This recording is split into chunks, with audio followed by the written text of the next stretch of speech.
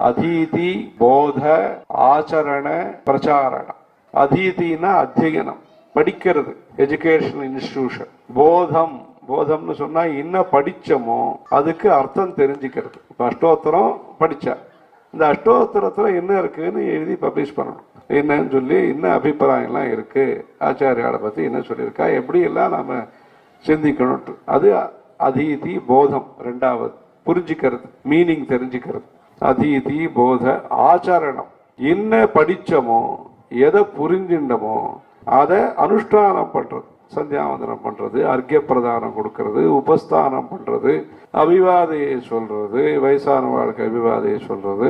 முதல்ல அம்மாவுக்கு முதல்ல நமஸ்காரம் பண்ற, உபநயனம் ஆச்சுன்னா முதல் நமஸ்காரம் அங்க பண்ற, அதுக்கப்புறமா எல்லாருக்கும் அபிவாதையை, பிக்ஷாவந்தனம், பவதி பிக்ஷாந்தேகின்னு சொல்றது. இந்த மாதிரியான விஷயங்கள் எல்லாத்தையும் சம்ஸ்காரம், மனசுல நல்ல விஷயங்கள் பதியறதுக்கு வேண்டிய அடித்தளத்தை நம்பிக்கை ஏற்படுத்தி அது வம்சம் வம்சமாக பரம்பரை பரம்பரையாக அது சில நல்ல காரியம் பண்ணா 21 தலைமுறைக்கு புண்ணியங்கிறார், சில நல்ல காரியம் பண்ணா 7 தலைமுறைக்கு புண்ணியங்கிறார். இது மாதிரி கனெக்ஷன்ங்கிறது இங்கே இருந்து அங்க வர கனெக்ஷன் மாத்திரம் இல்லை, 21 தலைமுறைன்னு சொன்னா அது எவ்வளோ, ஒரு 200 வருஷம் குறைஞ்சபட்சம்.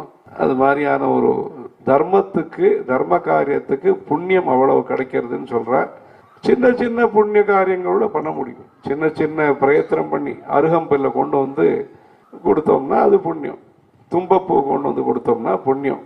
அது மாதிரி சின்ன சின்ன நல்ல காரியங்கள் மூலமாகவும் மகத்தான புண்ணியத்தை நாம் அடையலாம். அது ஆச்சரணம். மூணாவது ஆச்சரணம், அதீதி போத ஆச்சரண பிரச்சாரணம்.